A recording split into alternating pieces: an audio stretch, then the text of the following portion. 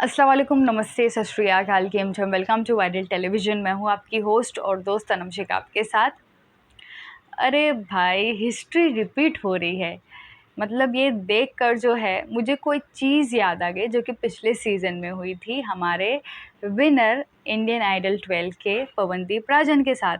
जी हाँ, यहाँ पर अगर आपको याद होगा कि पवनदीप कल जो है ओबॉम को जो है बॉटम में रखा गया था वैभव और सुरेंद्र के साथ। जबकि अगर मैं वोटिंग डिटेल्स की बात करूँ तो ओबॉम जो है हमेशा टॉप 3 में आते हैं और कल उन्हें बॉटम में रखा गया है। आखिर क्यों?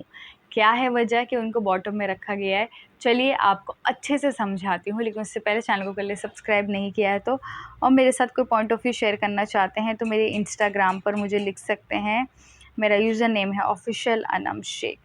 तो सबसे पहले आपको मैं थोड़ा-सा वोटिंग डिटेल्स पे जो है आपकी नज़र डाल देती हूँ, थोड़ा-सा आपको आइडिया मिल जाएगा। एंड सुरेंद्र एलिमिनेट हो चुके हैं और मैंने आपको वोटिंग डिटेल्स में ये बताया था कि सुरेंद्र को सबसे लीस्ट वोट्स मिल रहे हैं, जो कि है 1%, और वही हुआ है कि वो एलिमिनेट हो चुके हैं। तो बॉटम में थी मुस्कान, महिमा, अनन्या, शुभदीप, दीपन एंड सुरेंद्र, लेकिन सबसे कम वोट्स मिले थे सुरेंद्र को और सुरेंद्र एलिमिनेट हो चुके हैं। अब यहाँ पर सबसे नंबर 1 पे थे ओबॉम। जी हाँ, नंबर 1 पे ओबॉम थे, नंबर 2 पे मेनुका, नंबर 3 पे अंजना, नंबर 4 पे उत्कर्ष, नंबर 5 पे आद्या। और ओबॉम को 30% वोट्स मिले थे, मेनुका को 20%, अंजना को 12%, उत्कर्ष को 10%, आद्या को 8%। तो ये कुछ इस तरीके से वोटिंग डिटेल्स थी। अब आप पूछेंगे कि आखिर ओबॉम को फिर बॉटम में क्यों रखा गया वैभव और सुरेंद्र के साथ? तो वो इसीलिए ये होता है एक टीआरपी ग्रैब करने का ज़रिया। जी हाँ, वो जानबूझ के टॉप कंटेस्टेंट को बॉटम में रखते हैं ताकि इससे जो है ऑडियंस को गुस्सा आए और ऑडियंस जो है और ज़्यादा जो है सोनी टीवी को और उनके अगेंस्ट बातें करे, ट्रोल करे, और इससे जितना आप ट्रोल करोगे, जितनी नेगेटिव चीज़ें होगी, उतनी टीआरपी एंड पब्लिसिटी मिलेगी शो को। जी हाँ, और ये फर्स्ट टाइम नहीं हुआ है।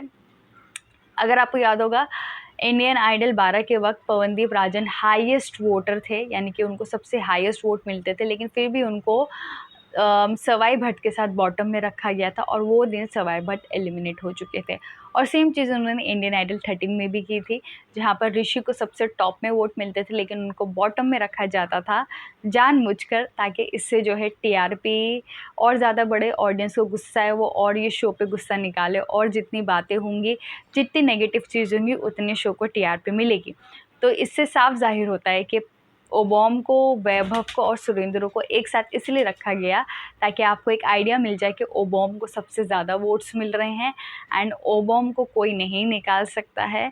एक बात आप हमेशा याद रखना है, लेकिन आपको वोट देते रहना है और आपको वोट में कमी कोई नहीं रखनी है, और ये हर साल रिपीट होता है। लेकिन कहीं ना कहीं आप लोगों को भी इसके अगेंस्ट आवाज़ उठानी होगी। जितने भी ओबॉम के फैंस हैं, आप सब इंस्टाग्राम पे जाओ, सोनी टीवी को और फ्रेमेंटाइल इंडिया को टैग करो, ओबॉम को टैग करो और कहो कि दिस इज़ रॉन्ग, कि आप उसको बॉटम में डालो जबकि उसको हाईएस्ट वोट्स मिले हैं।